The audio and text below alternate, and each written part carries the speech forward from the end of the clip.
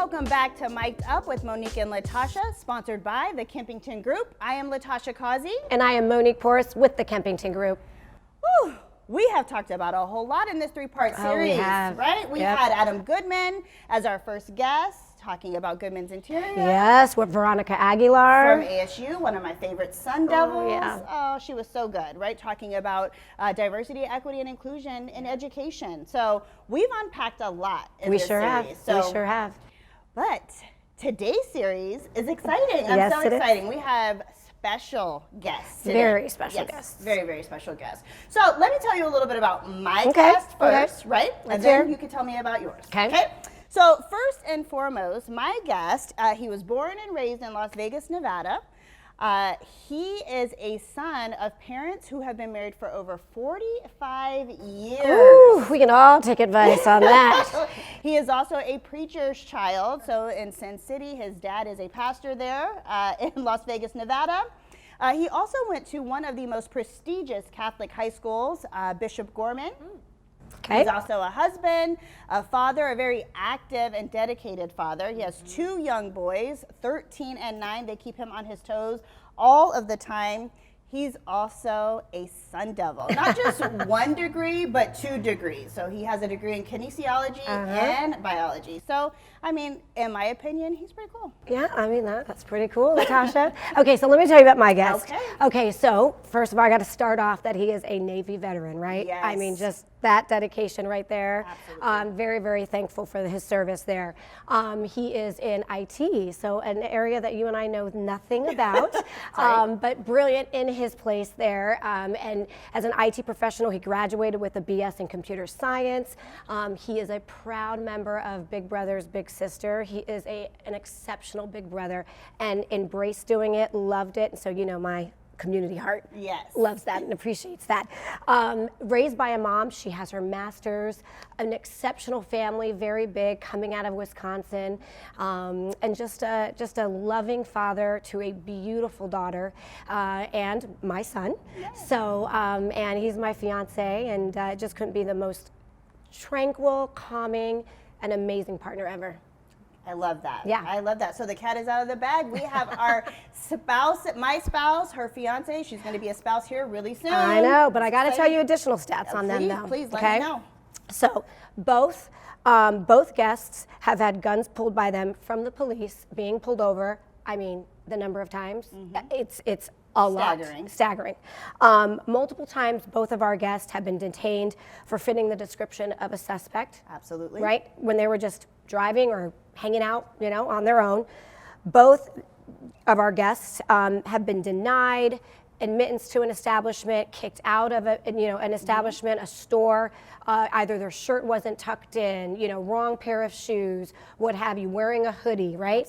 Simply shopping or sitting at a sports bar having a good time with friends. Both have been followed while shopping. I mean, these stats go on and on and on, but I think you get where I'm going with this. So yes, we can't wait any longer. We got a lot to talk about, so let's get them out here. Let's get them out here. Yeah. Welcome, gentlemen. Welcome to the show. Thank you. Glad to be here. Thank you so much. Thanks for coming. Thanks for, you know, when we shared, the premise of this video is to be candid, to be upfront and open, and that's what we want to give the people listening. So let's have fun. Absolutely. Well, let's introduce our guest. So this is my husband, Van Causey. So welcome, Van, to the show. Thank you. And this is my fiance, Zelius Mason, and thank you for coming. Thank you. All right. Well, let's get started. Yeah, let's do this. We got questions, gentlemen. One might be kind of open-ended, but take it where you want. You know, I think first and foremost, we know there's a lot of statistics, right, of profiling African Americans, Hispanics, Asians, Indians, I mean, you name it, right? Just people of color in general. So just kind of walking in your shoes, okay? Tell us, what is it like to be Black men every day, professionally, personally? Again, I know it's an open question. You can go in many directions, but just tell us. It's like you said, it's open. It's a big question, right? I look at it sometimes as call it a blessing and a curse. Yeah. Right. That's right. Am I proud to be who I am? Oh yeah, definitely. Yep. But there's also the realization that I know that I'll never be looked at the same Yeah. because of the color of my skin. You know what I mean? So when we talk professionally, it's the same battle as it is personally, right? I'm here to, if you want to call it, disprove the stereotypes. That's right. Right? So I have to do that at work, but I have to do that at home too, because I have 2 children that are also males who need to know that a black man can make it in this world, but it might take some work, right? It might be some setbacks, but you can still be an example. Right. You know, you mentioned something, I think, in that statement on changing the stereotypes, right? And even down to like even our everyday. I remember us going out to eat at a restaurant, remember, near the house.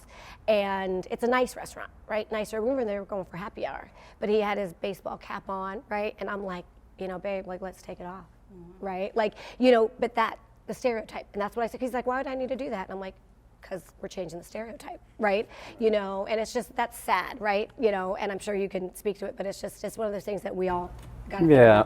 In your back of your mind, you always worry about your perception that people may view you or Yeah. see you, the way you talk to other people. So, I mean, of course, you, like Van said, you probably black, but at the same time, you want to scare others away. Yeah. So, Yeah, that's a crazy Yeah, feeling. it really is a crazy feeling. And I mean, I think both of you have probably had things that just stick with you, like in your life, right? Things that have happened to you, not only in your younger day, but your present day, right? I mean, you just unpacked a whole lot there with being not only a male yourself, but raising 2 young boys as well. I mean, you have to teach them that, one, they belong, while at the same time you belong, but you need to act a little differently than somebody else who's around you that's not black, right? So talk to us, each of you, about a life experience that has just stuck with you over time, just over the course of your life, something that, you know, has impacted you as a black man, positive or negative. well, my mother, she raised me like, you know, she always, when I was a kid, she said, you're black, so you got to work harder to get that job or that opportunity. So it always been in my brain. So, That stands out to you. yeah. No, I mean, interviews I've been on, they say, no, okay, go on another one for the next position. So, And do you ever think like you didn't get an opportunity because you were black? I wouldn't, well, I don't know. Yeah, you don't I know. can't verify that, you know. I don't think that way. I don't let that sit in my mind that way. I just, okay, Move on. step up, you know. I think for me, 2 different scenarios, right? When I grew up, your parents always told you that the judicial system was not in your favor, right? And as a child, you take that as like, I hear what you're saying, but you don't really experience it until you experience it. And I was one who experienced it. It was me and a group of friends I went to high school with who were all, call it, arrested at a fair. And they were looking for, at the time, a black man in a leather jacket with a low cut. That was the description. So that was pretty much 80% of every man at the fair. However, they got us. And it was, you know, it was an altercation, interaction, if you want to call it. We all were arrested. Nothing was actually filed against us, or no charges were brought against us, except one of my friends who called the police officer dog. And he was saying dog like we say homie, dude. He was saying dog. And the police officer, I forget the charge. It's like, whatever, it was minor, but we had to go to court for it. And the police officers had called us all kinds of names during this interaction. And we go to court, and I remember the judge sitting up there, and he was like, did you call him a dog? And he said, I called him dog like I didn't know his name. He said, I called him dog like I call a friend, homie, and he explained himself. And he said, but the officer called me several names that were derogatory. He goes, and the judge stopped and he was like, I didn't ask you what the officer said. He was like, I asked you what you called him. And he ended up having to serve community service. And I thought to myself, after that, and my dad was, he was there, of course, he wrote back, I'm like, how is that even possible? And my dad said, son, the judicial system is not always in our favor. The best thing you can do is not try to get arrested. And so that sticks with you in your mind. It's like every time this comes up or a situation comes up, am I going to truly get a fair trial, right? Or am I going to truly be considered innocent until proven guilty? And I don't think that's the same for black men. Right. Not in today's society. So, you know, and that makes me think of kind of some of the stats we were sharing at the forefront, right? Like these experiences you have, like that specific experience, right? I've learned from you some of the experiences too. Like which one stands out the most to you? Well, when I lived in Virginia, I was active military, coming from Chili's or something like that. So me and a friend of mine, we come back to the ship whatever, we going on the ship, and they said, hold on, we can't let you on. There's been a robbery, you guys fit the description. And it took hours to get identified by the victim. And at the same time, they say, you guys should be used to this. This is what the cops is telling me, like, you guys should be used to this, you know. No, it just should be normal every day, huh? You know, and here I am serving the country, right?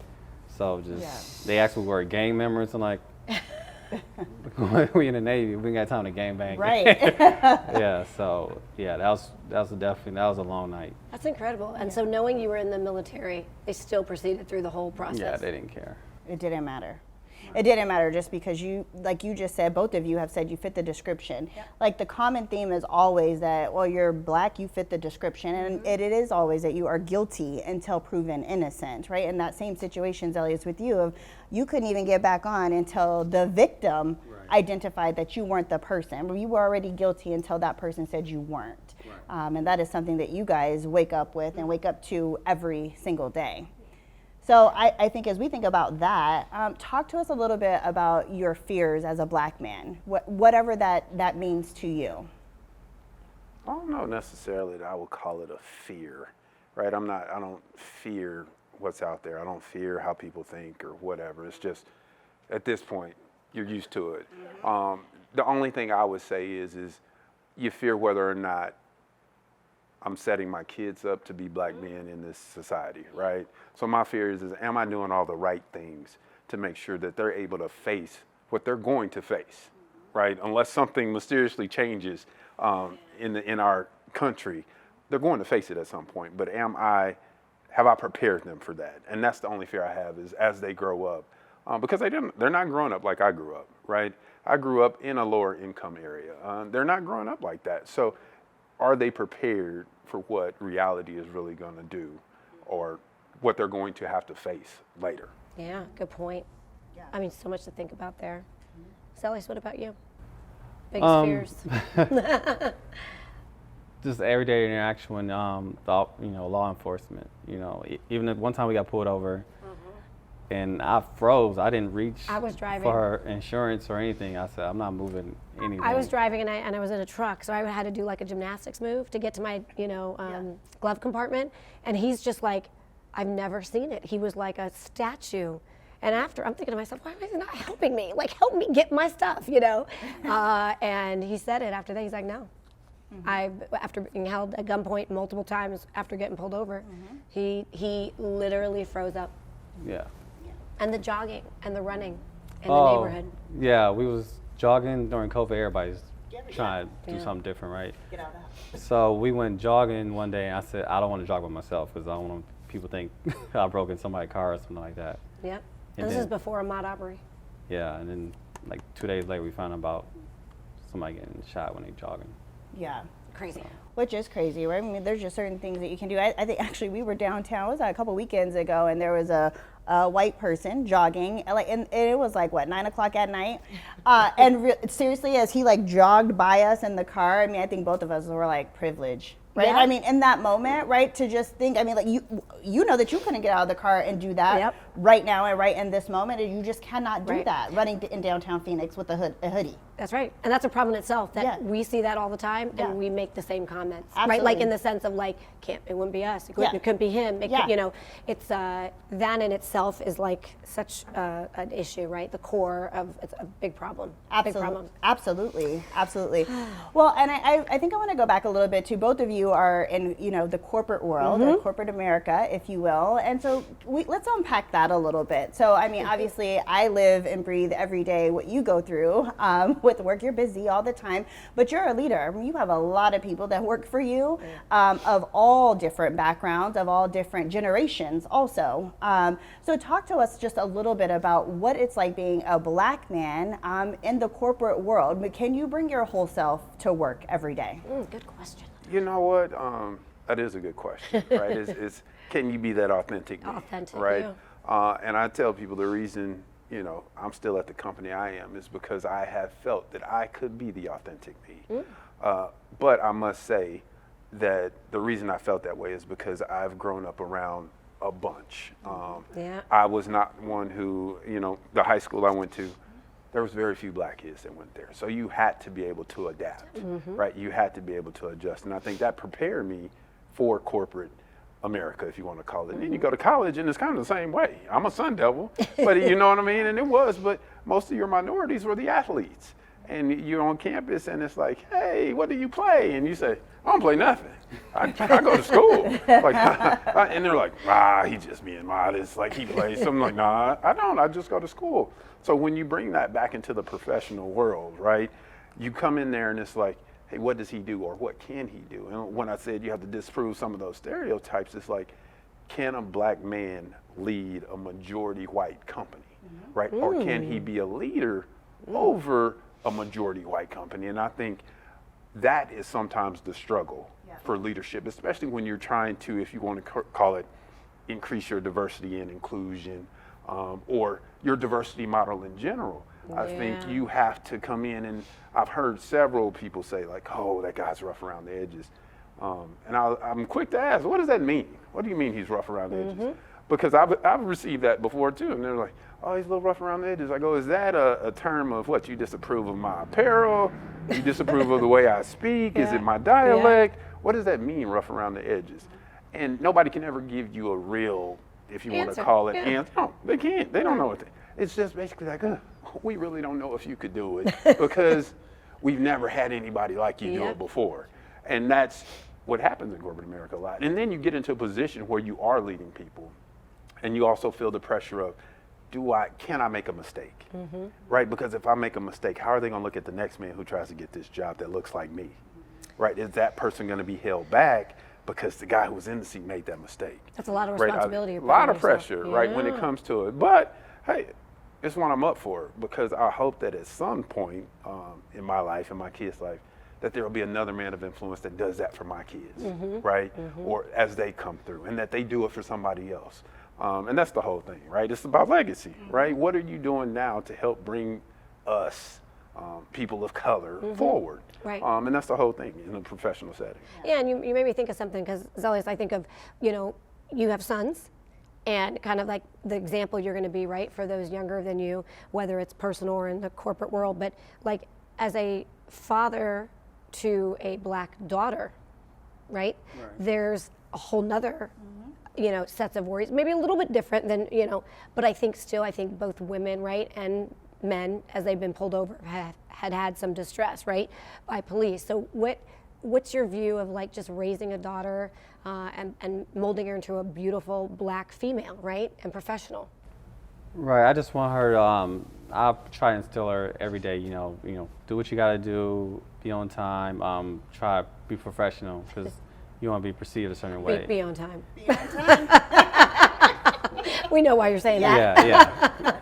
Breaking that stereotype. And, my daughter, she's a young teenage girl, so of course, a lot of young girls, they like to color their hair all types of wild colors. Not, sometimes I'll probably be too strong on my daughter, like, you can't do that. I know your friends at school might pink hair, they see you, they're going to think, oh, she's, Yeah, you're trying to break the stereotype. I get it. But she might not, she doesn't like that, but I'm like, hey, you can't, when they see your wall colors, they don't. They're not accepted the same. Yeah. So. Yeah. Well, I think you just unpacked something really good there, though, because your daughter lives here in Arizona, and she's not in an environment around more diverse individuals, more people that look like her, especially the side of town that she lives on. I am a Phoenix native, grew up that way as well. So as a father, I would tell you to continue to do those things, continue to be strict on her, and you treat her differently. You just said earlier, your mom said you have to work harder. She has to work harder as well as a female, and it will be so valuable for her later in life. She'll be pissed off right now. Trust me, I was, right? But I couldn't do all the things that my little friends did, or I couldn't, like you said, right? I couldn't do the things to my hair or all the piercings and all of the things that everybody else had, because the standard in our household was much different because it was a black household. And so I would say continue to do those things for your daughter, but then also at the same time, help her understand you won't look like those individuals. Your hair won't be straight like the individuals that you see every day. That's not the definition, the only definition of beauty. Right. So I think that is something really important for you to continue to do. So you have to applaud that even when it's hard and she has a horrible teenage attitude, stick with it, right? Because that's what they do, right? Yeah. I mean, they're just upset, and you have to do those things, and it's the foundation. For me, it's my foundation. It's my dad who has always been the one to, guide me and be tough on me and do all of those things, so that today I could be sitting here having this conversation and have seats at the table that probably wouldn't have had. Right. Which actually, I think you're going to a good direction here, is because, I want to know from you both, what can the community do? So here we know your experiences, right? We know the challenges, we know the stereotypes, but what can the community do as a whole? Right? I mean, again, I ask a lot of big questions. You do. But maybe 1 or 2 tips, right? Things that because it all starts with one person, right? At the end of the day, to make that difference. So is there nuggets that you can leave with anyone watching this? Like how they can make a difference, even if it's a small difference? Well, like you said, it's a big question, but when I think of community, right, it's like, what community are we talking about? Because when you bring up community, is it the Black Your community, right? or is it community in right. general? Because, I think too often we look at call it the Black community or the lower income community to make the change and to make that expand out, right? Where we need to see the communities that don't necessarily Right. have the individuals that are minorities to start the change. Right. Education has to be the forefront of it all, right? We got to continue to educate all day. The community has to continue to educate, but it has to happen in all communities, not just the communities that are impacted. So.